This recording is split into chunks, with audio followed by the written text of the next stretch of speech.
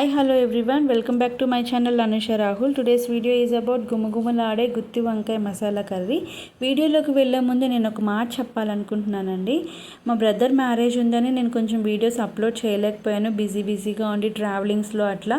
ఇక నుండి డైలీ కంటిన్యూగా వీడియోస్ వస్తూ ఉంటే నా ఛానల్ని ఫాలో అవ్వండి, నా వీడియోస్ని చూడండి. సో ఈ గుత్తి వంకాయకి కావాల్సిన పదార్థాలు, ఎంత క్వాంటిటీ యూస్ చేసాము, ఎలా ప్రిపేర్ చేసుకున్నాము, ఇవన్నీ కూడా వీడియోలో చూద్దాం మనము. ఎవరైనా వంకాయ తినని వాళ్ళు ఉంటే కనుక ఇలా చేసి పెడితే కడుపు నిండా తినేస్తారండి. సో మనం ఇప్పుడు వీడియోలోకి వెళ్ళిపోదాము.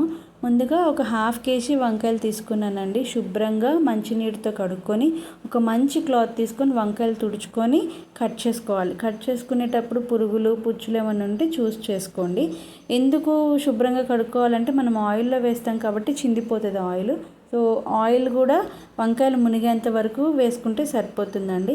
ఇలా చక్కగా ఒకదానికొకటి అంటుకోకుండా మంచిగా పేర్చుకుంటే అవి గుత్తి వంకాయలు అనేవి వేగిపోతాయండి మంచిగా. ఇలా మనకి నురుగు వచ్చి అట్లా ఉంటుంది కదా, సో ఆ టైంలో వరకు వేగిపోతే సరిపోతుంది. ఇలా మగ్గితే సరిపోతుందండి. ఎక్కువ మగ్గించుకుంటే మళ్ళీ గ్రేవీలోకి మెత్తగా అయిపోతాయి. సో చూసు మగ్గించుకోండి.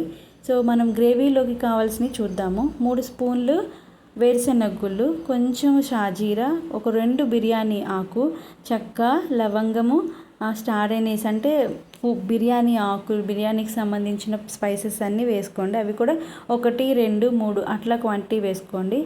1 స్పూన్ నువ్వులు వేసుకోండి. ఒక 2 స్పూన్లు ఎండు కొబ్బరి ముక్కలు చేసి వేసుకోండి. ఈ మిశ్రమం అంతా కూడా మిక్సీ జార్లోకి తీసుకొని చల్లార్చుకోండి. చల్లార్చుకున్న తర్వాత మనం ఏదైతే వంకాయలు వేయించుకున్నామో, అదే మగ్గించుకున్నామో అదే ఆయిల్ యూస్ చేసుకుంటే సరిపోతుంది. మళ్ళీ వేరే ఆయిల్ అవసరం లేకుండా అదే ఆయిల్ వేసుకుంటే సరిపోతుంది. ఇప్పుడు మసాలాకి కావాల్సింది ప్రిపేర్ చేసుకున్నాం. ఇప్పుడు గ్రేవీ చూద్దాము. ఒక 2-3 టేబుల్ స్పూన్స్ ఆయిల్ వేసుకొని పెద్ద సైజు ఆనియన్ తీసుకొని ఇలా ముక్కలు చేసుకొని 5-6 పచ్చిమిర్చి స్లిట్ చేసి వేసుకోండి, అంటే చీలికలు చేసి వేసుకోండి. ఈ ఉల్లిపాయలు పచ్చిమిర్చి అంతా మగ్గిపోయిన తర్వాత మనం చేయాల్సింది ఏంటంటే కొద్దిగా టమాటోస్ యాడ్ చేసుకోవాలండి. ఎక్కువ టమాటోస్ వద్దు, మళ్ళీ పులుపు ఎక్కువ అయిపోతుంది. ఒక టమాటోని చిన్న ముక్కలుగా ఇలా కట్ చేసుకొని వేసుకోండి. ఒక టమాటో అంటే పెద్దది, మీడియం సైజ్ కాదు, పెద్ద టొమాటో వేసుకోండి. ఈ ఉల్లిపాయలు పచ్చిమిర్చి టొమాటో అన్నీ మంచిగా మగ్గడానికి కొద్దిగా సాల్ట్ యాడ్ చేసుకోండి. మీరు ఏ సాల్ట్ యాడ్ చేసుకుంటే ఆ సాల్ట్ అండి. కొన్ని సాల్ట్స్లో ఉప్పు ఎక్కువగా ఉంటుంది కాబట్టి ఆ ఉప్పు మీరు చూసి వేసుకోండి, అడ్జస్ట్ చేసుకోండి. చక్కగా ఇట్లా నూనె బయటకు వచ్చేస్తూ ఉన్నప్పుడు మనం పెట్టుకున్న తాలింపు అంతా కూడా మగ్గిపోయినట్టు అర్థమవుతుంది. ఇలా మగ్గించుకుంటే సరిపోతుందండి. ఓవర్గా మగ్గించుకున్నామంటే గ్రేవీ టేస్ట్ వేరేగా మారిపోతుంది. మంచిగా ఇట్లా దోరగా మగ్గితే సరిపోతుంది. ఎందుకంటే మనం ఆల్రెడీ గ్రేవీ చేస్తాం కాబట్టి దీంతో మళ్ళీ ఆయిల్లో వేస్తాం కాబట్టి ఇట్లా మగ్గితే సరిపోతుంది. సో మగ్గిన తర్వాత మిక్సీ జార్లో ఇలా పేస్ట్ లాగా వేసుకోవాలండి. మళ్ళీ ఏదైతే వంకాయల్ని మగ్గించుకున్నామో అదే ఆయిల్ తీసుకొని ఒక 2-3 టేబుల్ స్పూన్స్ తీసుకుంటే సరిపోతుంది.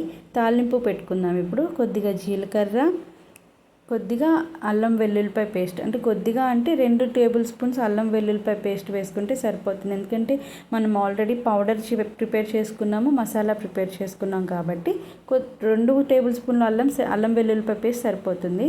మనం ఏదైతే వేరుశెనగ గుళ్ళు వేయించుకొని పౌడర్ చేసుకున్నామో ఆ పౌడర్ ఇందులో కలిపేయాలి. కొద్దిగా కొత్తిమీర, కరివేపాకు వేసి కలిపేసుకోవాలండి.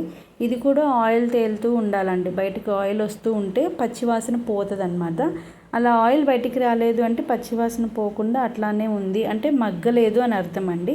మనం ఏదైతే ఉల్లిపాయ టొమాటో పచ్చిమిర్చి పేస్ట్ చేసుకున్నామో అది కూడా మిక్సీ జార్లో వేసుకున్నామో అది కూడా తీసి పేస్ట్ లాగా వేసేసుకున్నాము, గ్రేవీ లాగా చేసేసుకొని వేసుకున్నాము. సో తర్వాత చిటికెడంత పసుపు, 2 స్పూన్లు కారం వేసుకోవాలి. కారం మీ రుచికి తగినంత వేసుకోండి. మీరు ఎక్కువ తినగలిగితే ఎక్కువ వేసుకోవచ్చండి, పర్వాలేదు. దీంట్లో గరం మసాలా మనమేం యాడ్ చేయలేదండి, ఎందుకంటే ఆల్రెడీ మనము బిర్యానీ స్పైసెస్ కొద్దిగా వేసుకున్నాం కాబట్టి సరిపోతుంది.